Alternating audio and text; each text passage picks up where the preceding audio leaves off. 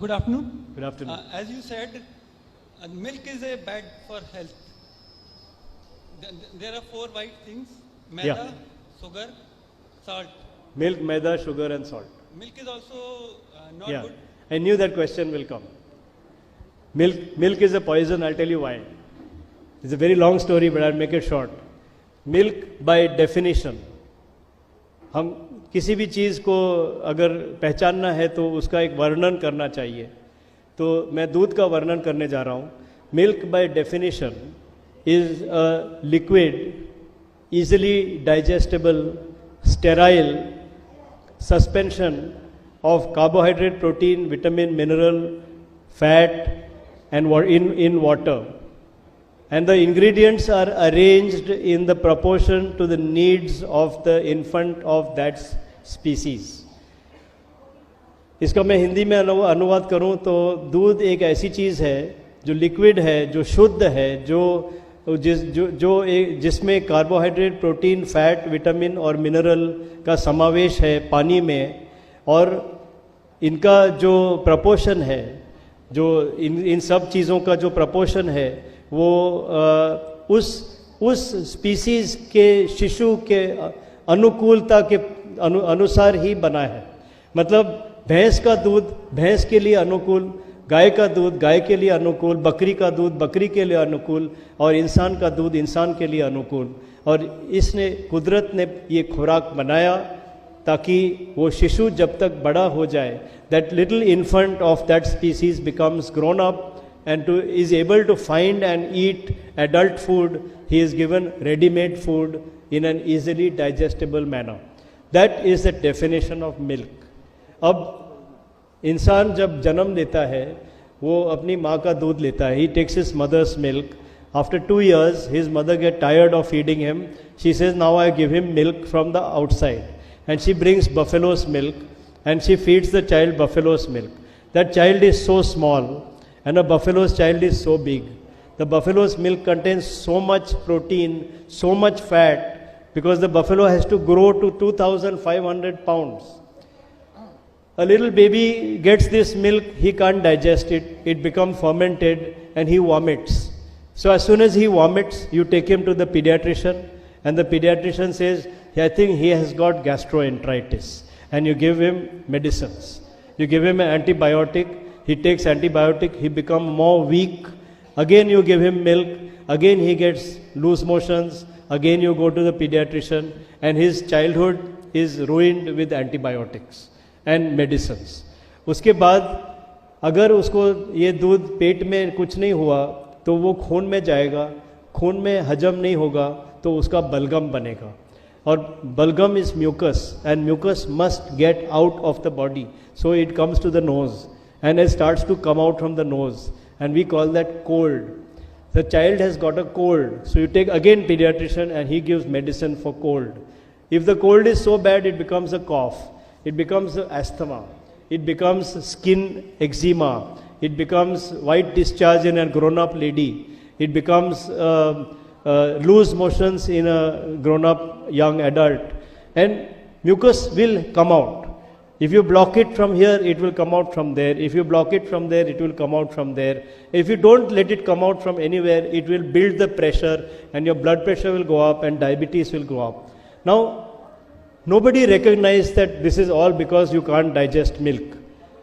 They say he's got so many diseases. He got cold, season change, cold happened, he's got asthma. Don't give him this, don't give him, but give him milk. Stop the milk, and within 15 days, all the disease goes away. And then I see there is no need to give milk. Then people say, old people come to me walking like this.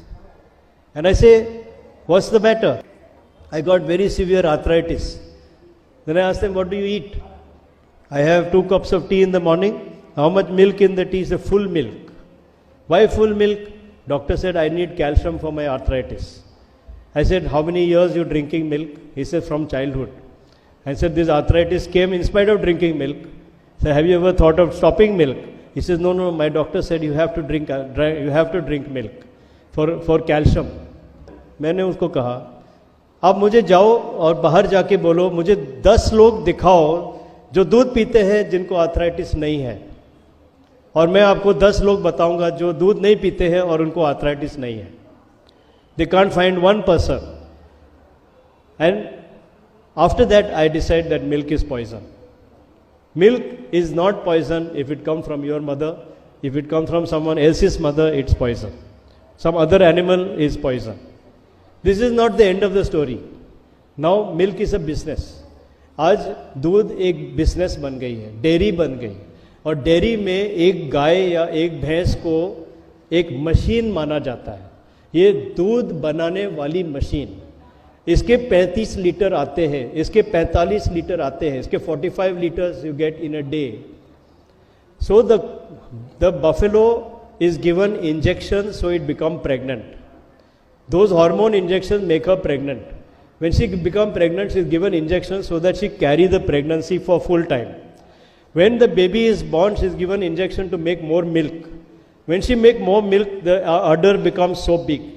उसका स्तन जो है वो इतना भारी हो जाता है कि उसमें दूध जम जा सकता है, और जमने के बाद उसे बहुत दर्द हो सकता है, इन्फेक्शन हो सकता है, और उसकी जान भी ले सकता है. तो वो न होने के लिए उसको पहले से एंटीबायोटिक दिया जाता है.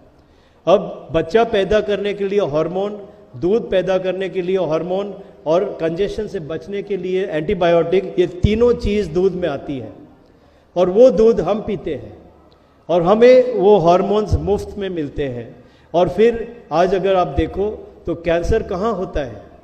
स्तन में होता है, प्रोस्टेट में होता है, सर्विक्स में होता है, यूट्रस में होता है, ओवरी में होता है. ये पांचों इन हार्मोन पे निर्भर है. और अगर हम इसका सेवन न करें तो हमें ये हार्मोन कहीं से नहीं मिलेगा. तो ये और एक कारण है कि दूध जहर है.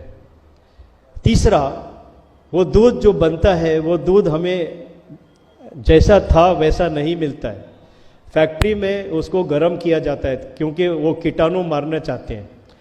एक बार उसको गर्म कर दिया तो विटामिन बी और विटामिन सी नष्ट हो गए. फिर डॉक्टर बोलते हैं कि दूध में चर्बी है, इसलिए हमारे शरीर में हमारी खून की धमनियाँ, हमारी आर्टरीज ब्लॉक होती है.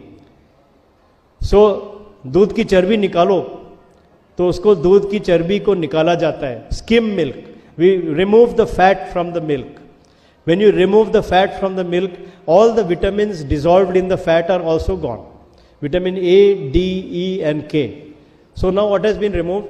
Vitamin A, D, E, K, B and C. All are removed. 2 by heating and 4 by skimming. And fat is removed. What's left? Only carbohydrate and protein. Now carbohydrate and protein in water is not called milk. So it's not milk that we are drinking. We are not drinking milk. We are drinking something else.